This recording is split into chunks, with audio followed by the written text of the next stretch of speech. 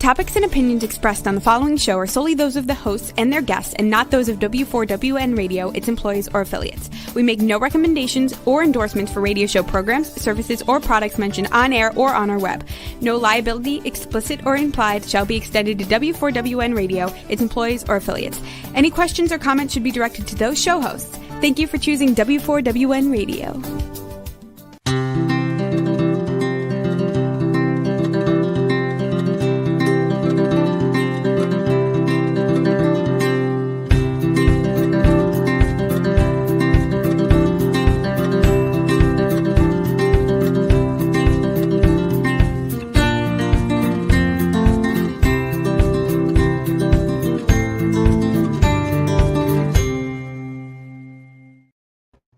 Welcome to my radio and TV show, Debi Changes Lives. I'm Debi, your certified holistic health coach. I revitalize people's lives by helping them identify the root causes of their health issues and create a custom, natural, holistic strategy to address them in the areas of mind, body, and soul. As a health coach, I'm not allowed to say that I heal, treat, cure, prevent, or diagnose any diseases. I can certainly make your body more efficient by reducing symptoms. You'll feel better, be more productive, and enjoy life a whole lot more. Is intermittent fasting a fad? No, it's popular because it actually works. Intermittent fasting will repair your cells, aids your gut, gives you mental clarity, and uplifts your mood. Why fast is the intermittent fasting program that does all that and gets your cells and body humming and in turn boosts your metabolism. It's rich with high-dense nutrition and nutrients and a program with exercises and recipes. Its components are a natural part of all my programs and can be easily done by itself. You're welcome to reach out to me for more details on it and my coaching programs and my complimentary consultation link at Debi Changes Lives, DEBICHANGES LIV as in Victor ES.com/link LINKTREE. And as a certified holistic health coach, I revitalize people's lives in many areas of health. I guide them in clean, toxic-free food, high-quality nutritional nutrients. And my coaching is for optimizing your health, releasing weight efficiently, and enhance your mindset. You'll see and feel the differences with my coaching. And I am a strong advocate of gut health. I feel the gut is the core of our well-being. 70% of our immunity is in the gut. There is a brain-gut connection. And did you know that the oral microbiome is just as important? Well, it is. Today on my show, I'm excited to have Dr. Joanne Conaway, a naturopathic physician, and she's back again. She is an internationally acclaimed speaker that links digestive health to immunity and hormone issues. In her book, Why is America So Sick? Dr. Joanne Conaway's background includes a Bachelor of Science degree in nursing in 1976. She was a nurse involved in ER, trauma, operating room, critical care, infection control, cardiac care, nursing and education and management, and has spent several years specializing as a nutritional support coach. There, she cared for people who could not eat by mouth anymore, receiving their nutrition intravenously by a feeding tube. This experience sparked her passion for helping people understand the importance of a healthy diet and a healthy digestive system. Dr. Joanne Conaway is a retired lieutenant colonel, having spent 20 years in the U.S. Air Force and Reserves, many of those years as an aeromedical evacuation nurse, being uncomfortable for caring for patients following the conventional mainstream model. After learning so much about the natural approach, Dr. Conaway retired from nursing and went back to school and became a naturopathic physician. We will be exposing oral health. It's all in your mouth, affecting many body systems. So let's welcome Dr. Joanne Conaway, a naturopathic physician. Dr. Conaway, thank you for coming back to my show. Oh, Debi, I'm delighted to be back with you. It's always so much fun. And I really enjoy the way you present the information you present. So I'm thrilled to be back here with you. Oh, thank you. That's a wonderful compliment. Well, We're going to be talking about the oral microbiome, as you know, and what is the oral microbiome exactly for our audience, and why is it so important for overall health? Well, it's really interesting because you know that I have focused on the gut for probably about 28 years now, maybe even longer than that. And the gut microbiome has become more popular as the years have gone on. We really started to focus on and learn about the gut microbiome probably 40, 50 years ago. Interestingly enough, the oral microbiome has only been studied for about the last 20 years. So, kind of way behind, and in my opinion, maybe backward in thinking, because whenever I talk about the gut, I talk about the fact that the gut begins in the mouth. But we have not always known and understood that we have a microbiome in the mouth, very similar to the microbiome that we have in the gut. In fact, there's about a 45% overlap of certain strains of bacteria in the mouth being the same as strains of bacteria in the gut. So think about it.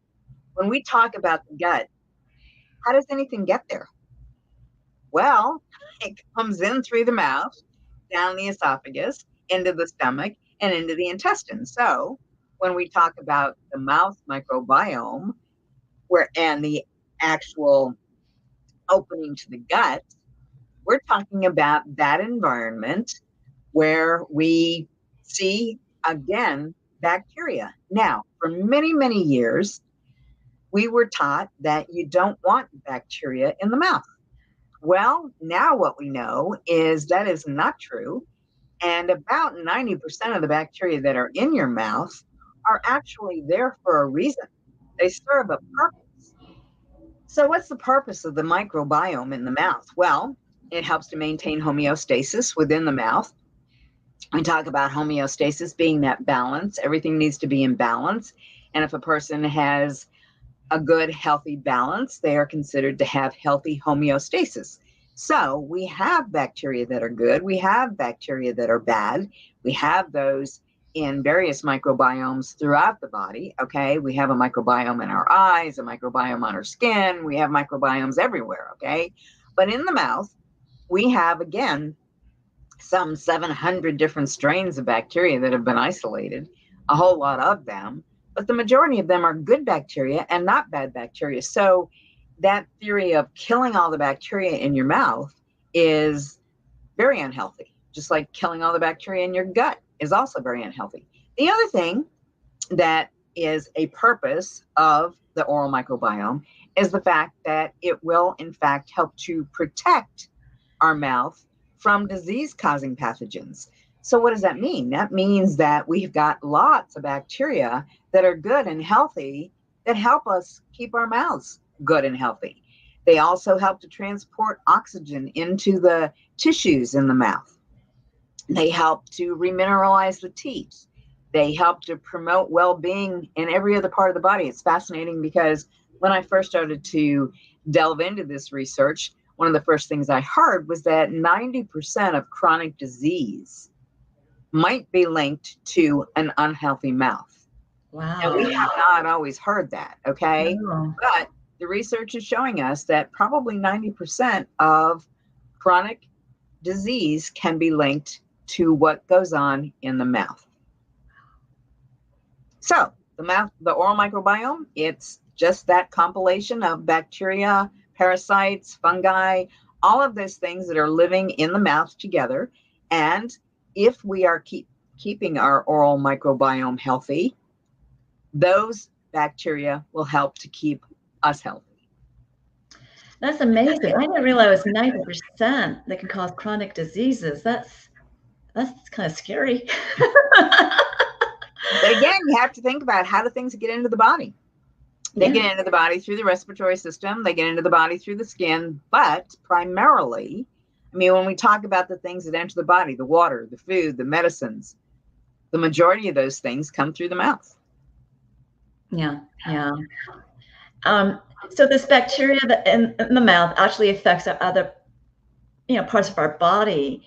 Is there anything that significantly is bad, how it affects other parts of our body? Well, there are several bacteria that are unhealthy bacteria, and those bacteria get into the circulation. How do they do that? Well, the majority of the bacteria in the mouth live in the crevices between the teeth. And if you don't have good, healthy gums, if you have a breakdown of the gum tissue, then those organisms enter the vascular system very readily from the mouth to the vascular system. If you look at the tooth structure, for example, and you look at the gum structure, you're supposed to have nice, tight seals around your teeth. If you don't, if you have a gingivitis, if you have bleeding gums, if you have any breakdown of the tissue at all, the bacteria can leave the mouth and enter the circulation. And what we found is it can impact several other systems in the body.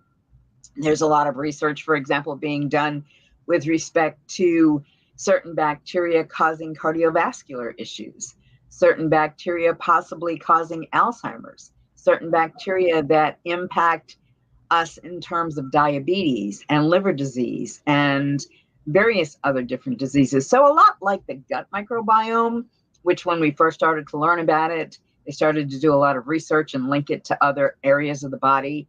The mouth microbiome the same way now. We are seeing the link between or oral bacteria and the health of the rest of the body. Wow. So it impacts your liver. Mm-hmm. Huh. Well, when you think about it, everything that comes into the body gets to the liver. Okay. The liver is one of the major detox organs. So what they've actually learned in the research is that sometimes unhealthy bacteria impact good, healthy liver function.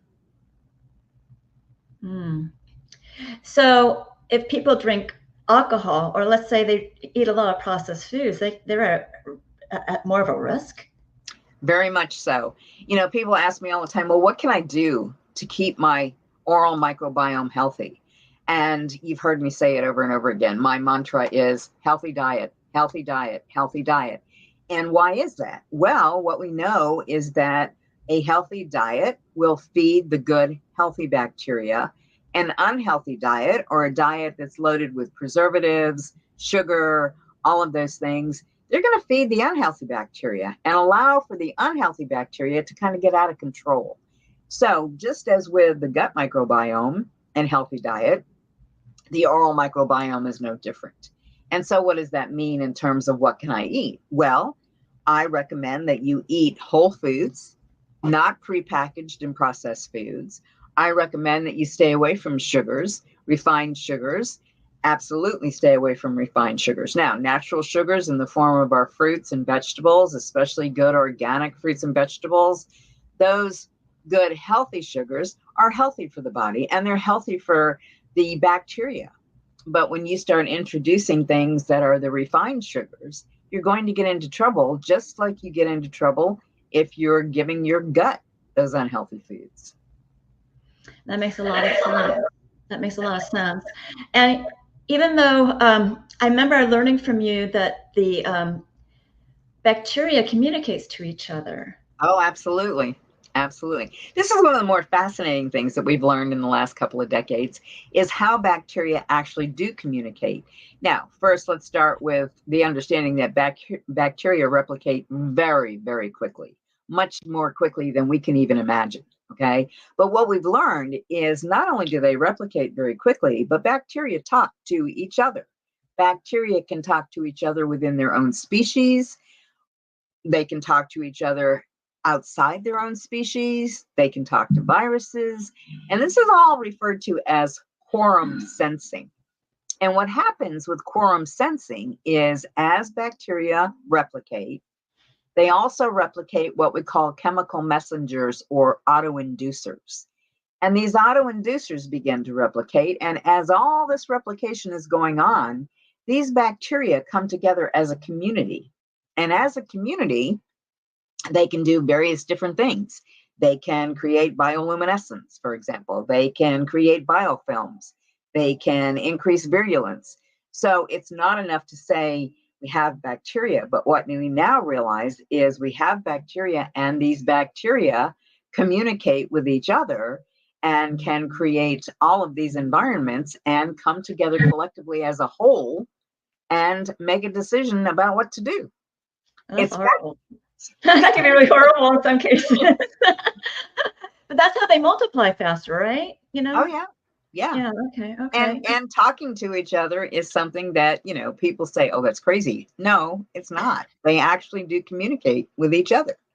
Oh, wow. Now, how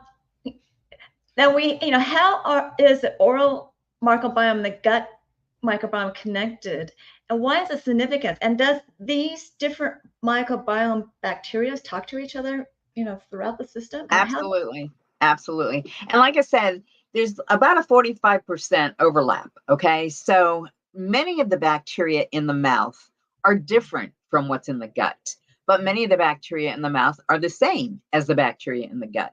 But again, think about it like this. Every time you swallow, and how many times a day do you swallow? Okay. Every time you swallow, you're swallowing bacteria from the mouth down into the gut. Okay. Now, some of those bacteria don't make it past the hydrochloric acid in the stomach, so they're not problematic. They're not something that would be concerning in any way.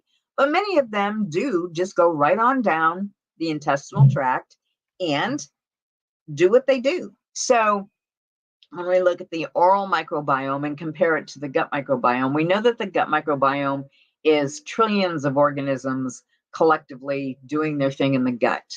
The oral microbiome is trillions of bacteria collectively doing their thing in the mouth. And linking the two together, one of the things that we know, as you pointed out, 70 to 75% of our immunity is in our gut. Okay. And link that to the fact that 90% of chronic disease can be linked to bacteria and an unhealthy mouth. Whoa. Is it any wonder we're not healthy? And especially when you stop and think about how we have looked at dentistry for all these years. Mm-hmm. It's only in the last several years that we've started to pay attention to the fact that no, we do not need to use an alcohol mouthwash. We do not need to use a chlorhexidine mouthwash. We do not need to kill off all the bacteria. And if we are killing off all the bacteria, that causes problems. For so many years, we talked about using those antibacterial mouthwashes to kill off the bacteria to give you fresh breath. Well, Yes. what we now know is when you kill off all the bacteria, you're not going to have fresh breath. You may have fresh breath for a few minutes after using that mouthwash, but you're killing off the bacteria that help to maintain healthy breath. So, people will say to me, well, how do I know I have a problem with my microbiome? How do I know that there's an issue with my oral microbiome? Well, first and foremost, bad breath. If you have consistent bad breath, then there's something going on. There's usually an overgrowth of bad bacteria. Perhaps you've got some gingivitis, periodontitis, something going on in your mouth that's going to cause that kind of an issue or a problem. Excuse me. If you're someone who has repeated ulcerations that don't seem to heal right away. Now, we all get ulcerations from time to time, but they're usually gone in about a week to 10 days. We don't think too much about it. They're irritating while we have them, but they go away. But what if you have them and they don't go away? That could be a real indicator that your oral microbiome needs a little bit of help. Okay. Mm-hmm. There are other things like if you have issues or problems with oral thrush or any other fungal infections, just like in the gut, you don't have enough good, healthy bacteria. So the yeast or fungal bacteria or fungal yeast in the mouth begin to overgrow. And so many people have chronic problems with fungal yeast type infections. If you have bleeding gums, if you have periodontitis, if you have, people say, oh, my gums always bleed when I brush my teeth. Well, they shouldn't. No, they shouldn't. You shouldn't have bleeding gums when you're brushing your teeth. And if you have bleeding gums when you're brushing your teeth, what that indicates to you is that you have a breakdown of the tissue in the mouth. What's causing that breakdown is often the imbalance. And so, it's not okay to say, oh, my gums bleed a little when I floss, or my gums bleed a little when I brush my teeth. They shouldn't be bleeding when you floss and brush your teeth. And speaking of flossing, something I do not want to forget to mention, one of the things that has become very popular is flossing with those little floss sticks and you stick them down between your teeth and that's probably not the best, healthiest way to floss, because every time that snaps down between your teeth, it actually irritates your gum and can actually cause a very minor cut in your gums that can cause bleeding. If you're going to floss, and I recommend that everybody flosses twice a day, but if you're going to floss, use the old-fashioned standard method of flossing. Don't be jamming those floss picks down in between your teeth, because it's not a healthy thing to do. No, it isn't. And you can damage your gums, and it hurts, you know. So, It does. It does. Yeah, if you've ever used them, you know that it can hurt for sure. yeah, that's why, I avoid that.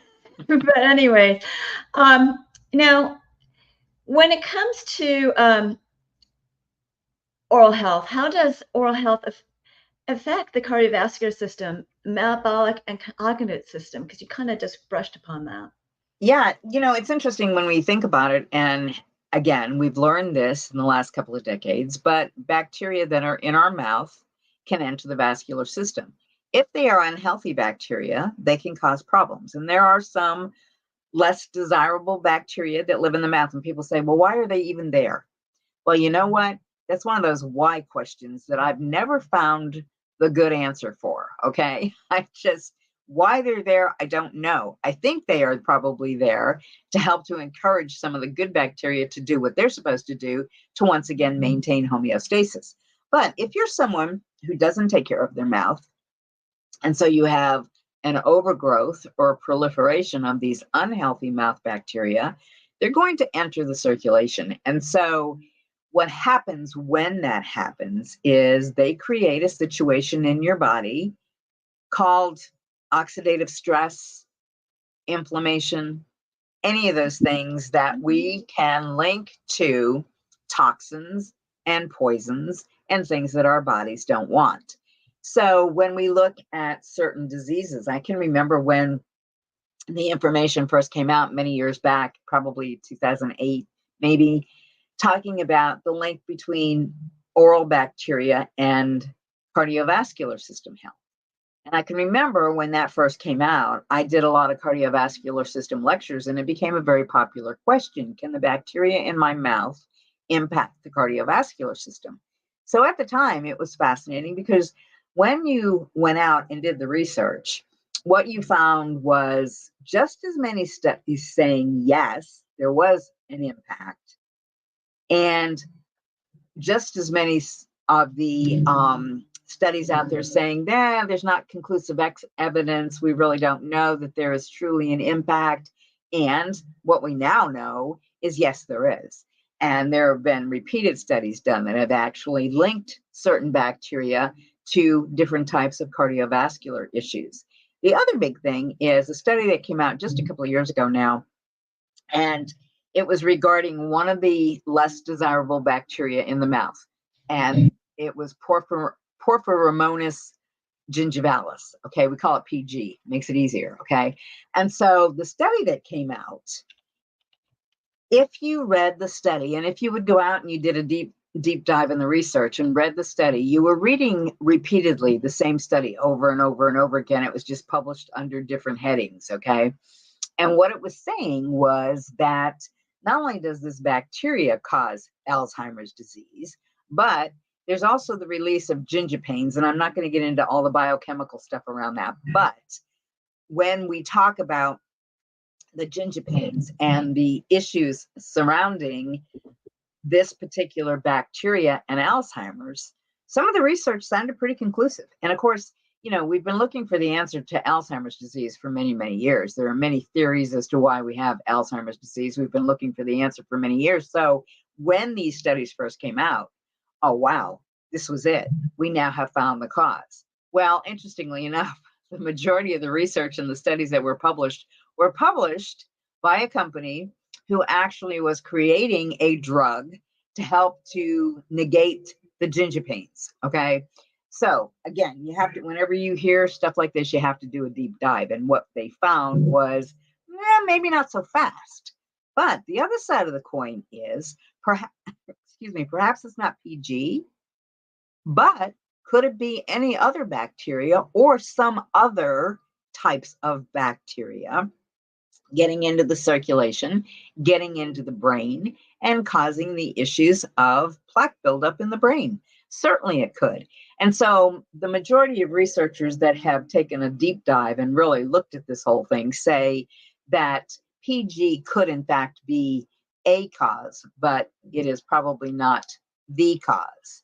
Okay. And the other thing that was found in that research was that many people who have this type of bacteria in their systems, and it's known to be there, they have amyloid plaques in the brain thought to perhaps be caused by this PG, and yet they have perfect cognitive function. So there's so much in the research, but people, again, we're jumping on board with, oh, we found the cause of Alzheimer's disease, which unfortunately is not true. We have not yet found the cause, and there are several theories and things that I think may in fact be the cause of Alzheimer's disease.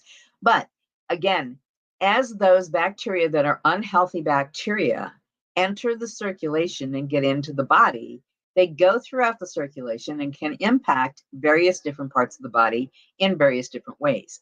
And it all gets back to that oxidative stress, free radical damage, inflammation, all of those things that we know are chronic illness issues. You know, so many people say, well, all chronic illness is due to inflammation.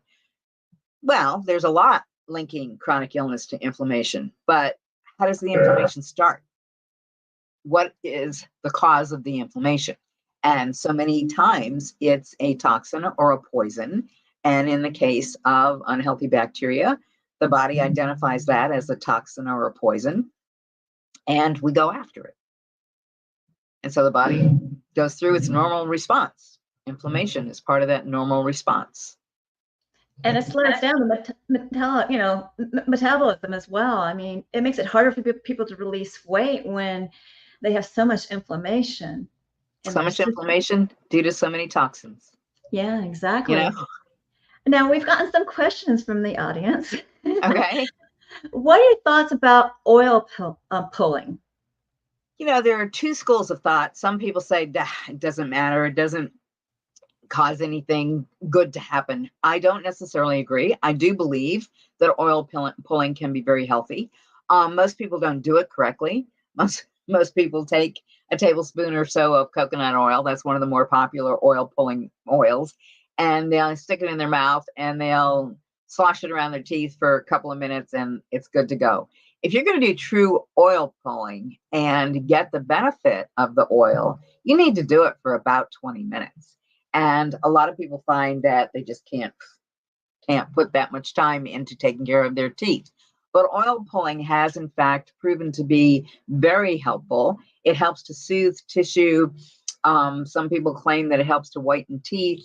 It helps to do various different things in the mouth. And oil pulling, as I said, one of the more common oils that we use is coconut oil.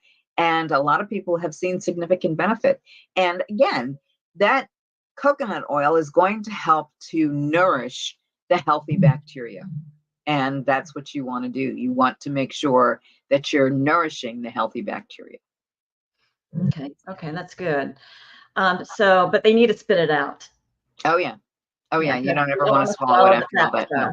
Because all you're doing is taking the bacteria down into your system. And that's like if you use an oral probiotic too. You know, a lot of people say, well, I use a probiotic for my gut. Can I just open the capsule and put it in my mouth? No, because the majority of bacteria in the mouth are not exactly the same as your gut bacteria. And so there are specific oral probiotic products that are out there. And some of them are very, very good. But usually what you do is you take one or two of the tabs, let it dissolve, swish it around, keep it in your mouth for at least 30 seconds to a minute, but then spit it out. You don't want to be swallowing those probiotics. Okay, and where can they find those oral probiotics? Well, there are several different places, and I'm not sure I can name specific ones. Can I? Yeah, go ahead. Okay, so the one I use two different ones. The one I use primarily is Boca, B-O-C-A, and you can get that online. They have a nice line of toothpaste and a nice line of oral probiotics. Okay. Dr. O'Malley's Oral Health. Many people get that from Amazon. What I recommend for people who want an oral probiotic is to get one that has more than one strain. I do believe, just like with the gut, a singular strain of probiotic is not the best way to go. So I would just make sure that if you're going to use an oral probiotic, that you get one that has multiple strains. That makes a lot of sense. Now, I have another question. I don't think it was written very well, but can the public read the studies, or do you have to be in the field? Okay, no, absolutely not. Whatever your search engine is, I recommend that you go out and you search things like Alzheimer's disease and mouth bacteria, Okay. cardiovascular disease and mouth bacteria. That will probably get you to many of the studies that are out there.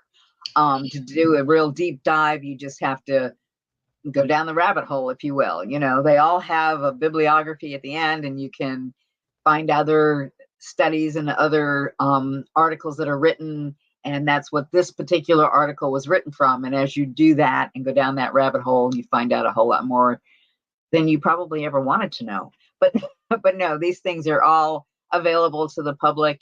There are various different websites that are out there. Ask the Dentist is one that's out there. And this guy, I really like him a lot. I apologize, I cannot remember his name, but he's done a lot of research into the oral microbiome. And I don't necessarily agree with everything that he says out there, but he has done a lot of research. And people say, okay, so I go to my dentist. He doesn't know anything about the oral microbiome. He doesn't know anything. Help me out. What do I do? Well, what you need to do is, if they don't know and if they're not willing to find out, you need to change your dentist. You need to find a biological dentist or a functional dentist, someone who recognizes and understands that there's a link between the oral microbiome and the rest of the health of your body. And so, we still have those dentists that want to see you once every 3 months or once every 6 months, get you in here for a cleaning. We're going to do a fluoride treatment. We're going to do all of those things. And we're going to make sure that you're killing all the bacteria in your mouth. That's not what we want to do. That is not what we want to do. No, it isn't. So, I just recently had a dental checkup, and there was a new hygienist, and she went to town. Yeah. And I was like, oh, and it did make me sore, but I recovered. But sometimes when you're disrupting so many things, like you said in some of your lectures, it's opening up those bacteria to go into, when you bleed, it's obviously opening up bacteria to go into your mouth and go to the different body systems, as you mentioned before. Right. So for a long time, the rule of thumb was, if you were going to have any dental work at all and you had a joint replacement, for example, that you do prophylactic antibiotics. Do antibiotics ahead of time, because they knew when they were going to be doing your cleanings that they were going to be driving bacteria into the vascular system. Okay. When you look at the structure of the teeth in the mouth, your vascular system comes up and feeds all your gums and teeth. So you have to recognize and understand that bacteria can easily get into the vascular system. That's not the rule of thumb anymore, interestingly enough. And it's because we overuse antibiotics. Yes. So now, generally across the board, the recommendation is, if you're going to go in for a cleaning or any type of dental work, you do a prophylactic antibiotic if you are over the age of 65 and if you have a cardiac history. Okay, and I would highly recommend. I don't necessarily agree with that either. I'm over the age of 65. I do not do prophylactic antibiotics. But if people are willing to take it, I would highly recommend that they utilize a product like the Beta RY 500, which is the Beta Glucan. Yeah, the Beta Glucan products, colloidal silver products. Yeah. Yeah, it just helps, it helps during that process for you to recover your gut and everything else faster. So I just, it's been a miracle worker for me. I really love that product. Now, when it comes to, we talked about how to maintain a healthy oral microbiome with using the probiotics. And you don't want people to brush too hard so their gums bleed, but how long do you recommend people to brush their teeth and floss? I recommend, for me, the standard rule of thumb is to brush your teeth for at least 90 seconds. Okay. Now, what I recommend is not to use a hard bristle brush, to use a soft bristle brush. Okay. I personally think that an electric toothbrush is the best way to go. And the majority of the electric toothbrushes make brushing so easy because if you just will watch a little video and learn how to brush with an electric toothbrush, it signals you every time you need to move to the next station, if you will, and it turns itself off when the time is done.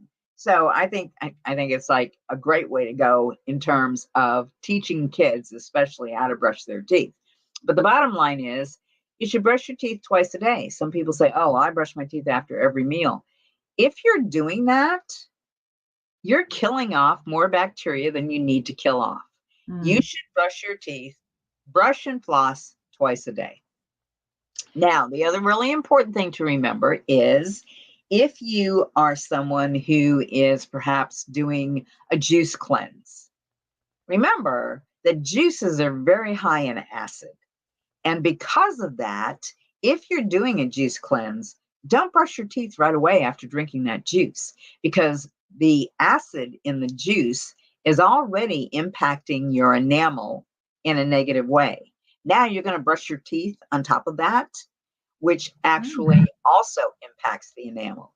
So if you're someone who is doing juice cleansing, make sure that you wait at least an hour after you do that juice. If you're someone who eats a lot of fruit, that's great if you eat fruit. And if your body can tolerate fruit, just remember there's a lot of acid in fruit. And so if you're going to do that, make sure you wait a little while, allow the saliva to build back up, allow the natural barriers to build back up before you go and brush your teeth.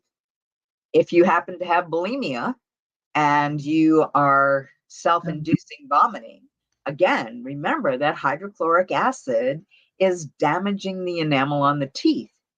Don't go and brush your teeth right after that experience. That makes a lot of sense. So would they kind of swish water in their mouth and spit it out, or sodium bicarbonate? Anything like that that's going to help to neutralize all that acid. A lot of people will use a sodium bicarbonate rinse afterwards, and that's good because it helps to neutralize the acid. But just keep in mind that when you're eating fruit or drinking fruit juice, that you are in fact causing damage to the enamel to a degree, not significant damage, but to a degree. But don't brush on top of it because that just compounds the issue. Now, what hydrogen? There's a lot of hydrogen water out there that's kind of infused into the water. Would that be a good source too? Well, a lot of people recommend that. A lot of people say that that's a great way to go. I am one of those people that I firmly believe that our bodies will help to self-regulate as long as we are doing what's necessary to keep them healthy. So how do I keep my mouth microbiome healthy? Well, as I said in the beginning, I start with diet. Always start with diet. Floss and brush twice a day. Again, don't use a hard bristle brush. I also say limit the amount of fluoride. A lot of people think that we have to fluoride everything. I personally don't believe that, and I believe that fluoride is in fact a toxin. I know that my dentist, for example, won't even use fluoride in the office. Now, some dentists still feel like, well, you have to have fluoride. There are many countries that don't use fluoride, that don't have cavities and tooth problems. The majority of cavities we find happen as a result of unhealthy bacteria that's allowed to overgrow. Yeah. So I don't necessarily believe that we need to do that all the time. Okay. Also, just make sure you're checking the ingredients on the label if you're using a mouthwash. I don't use mouthwash. I haven't used mouthwash for many, many years. I don't recommend that people use mouthwash. If you are brushing, flossing, and using an oral probiotic, you shouldn't have to worry about bad breath. But if you are someone who wants to use a mouthwash, just make sure you're checking the ingredients and make sure that your mouthwash does not contain alcohol, does not contain chlorhexidine, doesn't contain any of those things that are going to kill off the bacteria in your mouth. One other really important thing, and I don't want to forget to mention this, one of the things that has been learned is with respect to nitric oxide. Nitric oxide is very important. Nitric oxide is getting a lot of press. We hear about beets and beet juice, and everybody needs to boost their nitric oxide. It's so powerful and beneficial for the cardiovascular system. It's also very beneficial for brain function. They don't spend a lot of time talking about that. Everything is the cardiovascular system, okay? But anyway, one of the things that we know is there are two systems in the body whereby we can take nitrates, healthy nitrates from the foods that we're eating, break them down into nitric oxide. And one of those systems is a system whereby bacteria that live in the mouth, deep in the crypts of the tongue, are responsible for creating an enzyme that starts that reaction, an enzyme that breaks down nitrates to nitrites to nitric oxide. If you're using an antibacterial mouthwash and you're killing off all of that bacteria, your only other system, which is a system whereby, again, the body normally breaks down nitrates into nitric oxide, as you get older, that system's not functioning quite as well. So your body is dependent on these good bacteria deep in the crypts of the tongue, creating this enzyme. And the research around that is very fascinating with respect to high blood pressure. And what they actually showed is that people who use antibacterial mouthwashes have a tendency to have higher blood pressure. And in the research that they did, they stopped using those antibacterial mouthwashes for 5 days, and the blood pressure started to return to normal. Again, it's because of nitric oxide. And so, the more we learn, the more we realize, the more we don't know. And so for me, this was fascinating research because it shows once again that there is a reason for some of these bacteria. They do specific jobs.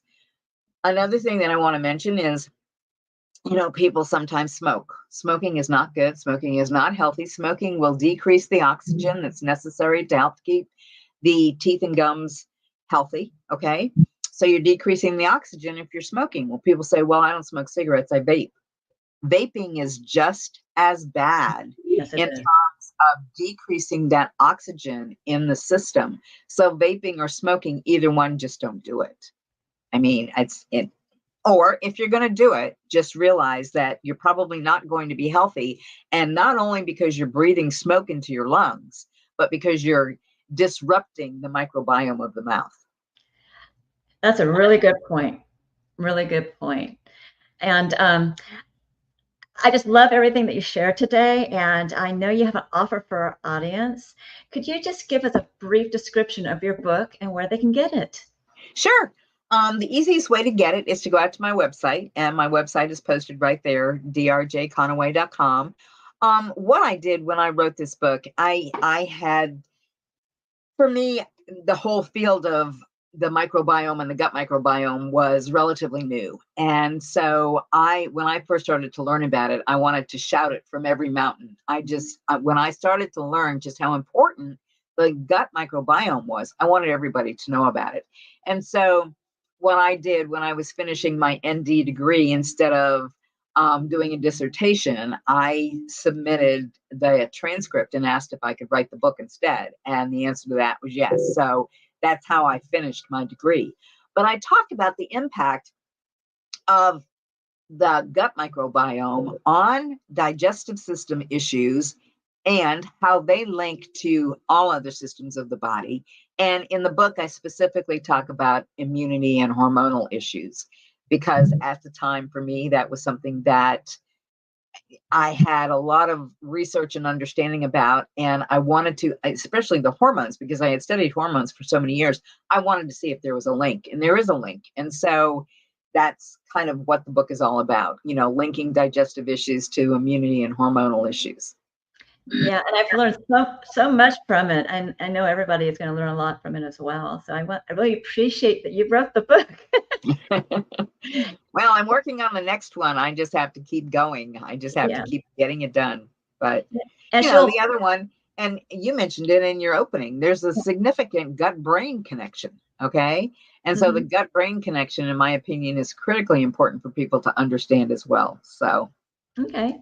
Well, thank you for being on my show, and I'm going to have you back. So be ready. Sounds good. Could you stick around for closing remarks while I wrap up my portion of the show? Absolutely. So remember, I do revitalize your health in many areas. And I also help you with mental clarity by correcting your gut. Okay.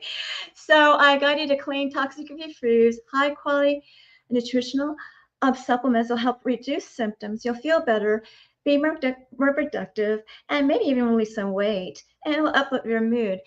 Now, my mindset coaching helps you release stress, reduce emotions, and entanglements from the past.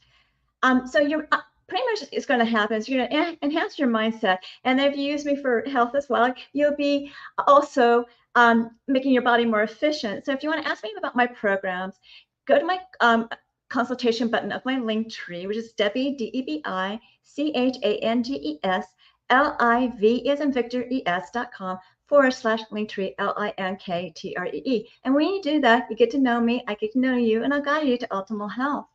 And on this site, you'll also see my programs and services. And these are only 3. I have more. Take Your Body Back is a 12-week weight release mindset coaching program where you're going to utilize an avatar board to drive you to your success. All coaching is done on Zoom because the first one's private to you. We go over your health. You can choose between 2 different meal plans. I give you directions on one, and I give you instructions on how to create a new version of you. They'll drive you with emotion and passion so you will achieve your goals for your health and weight transformation throughout your journey. All the other coaching, whether it's in group or private, will be celebrating your wins. Also, I'll be giving you health and mindset tips to get you over your gaps. So you will become a new person. So if you want more details on this program, go to my Holistic Self-Love episode on my link tree, but you select the show button. And Why Fast is that intermittent fasting program that gets your cells and body humming and in turn boosts your metabolism with rich nutrition and essential nutrients and exercises and recipes. Here you would ask me questions. If you need some guidance, I have smaller programs. Coaching programs are 2 or 4 week programs so you get your feet wet. I also offer coaching for optimizing your health and mindset coaching in small programs like this, or longer programs if you need more assistance. And it's actually cheaper to buy the bigger packages. Then my services, I have several of them, and 2 of them are body scans, but I prefer to do the ZytoLink scan because I can do it remotely, internationally, and recently I sent one to South Africa. ZytoLink is a transdermal optical imaging app that I send you a link to your phone, and it's going to scan your face. It's only looking for blood flow for components of emotional, functional, and energetic and different body systems and lifestyles. It generates a wellness report, not a diagnosis, of biomarkers out of range and products and services that bring it back into range. And and then I review it with you. It's quite intensive. The cost of the scan is $50. If you move forward with any programs or products, I'll give you a $25 discount on one of them. The ZytoLink is already a package of 5 for a price of 4. You save $50. And you could look up transdermal optical imaging on pubmed.gov. People are really amazed what their body tells them from the scan, and you'll be too. And for a limited time, I'm offering Debi's coaching chats, which is actually a complimentary coaching session in an intimate group setting. It's not recorded, and a survey will pick the topics. You will learn how to optimize your health, ways to release stress and emotions, efficiently release weight, creating a winning mindset, how to harmonize hormone for body balance, and how to use your winning mindset through your health and weight transformation, and how to create that avatar board that will drive you with emotion and passion to achieve your health and weight transformational goals. This is on Tuesdays at 4 p.m. Pacific, 7 p.m. Eastern. You need to be registered for it at Debi Changes Lives, DebiChangesLives, as in Victor, es.com. This time /chats, CHTS. And when you do that, you get to know what my coaching is all about. Finally, learn more about alternative health programs, products, and services, upcoming promos, events, and shows. And I give you a gift, a 30-day Health and Mindset Daily Action Journal, where you can record your gratitude, thoughts, feelings, emotions, the food that you ate, the water you drank, the nutritional products you took, and the exercise you've done on a daily basis. You can even track your measurements. Plus, you can also review it on a daily, weekly, monthly basis, celebrate your wins, and find your gaps. If you need me to help you through your gaps, you contact me for coaching. This is a great health and wellness tool. I'm certain that you found this show educational and informative and enjoyed it. Reach out to me for my programs, products, and services, and reach out to Dr. Joanne Conaway for her book, Why America's So Sick. Hopefully we have some time for a closing remark for Dr. Joanne Conaway. If not, great. I just want to say thank you so much. And I've been having a great time doing this and look forward to coming back again. I'd love to have you back. So thank you. Thank you. Okay. Continue to enjoy my radio and TV show, Debi Changes Lives, on Thursdays at 3 p.m. Pacific, 6 p.m. Eastern, where your holistic journey begins.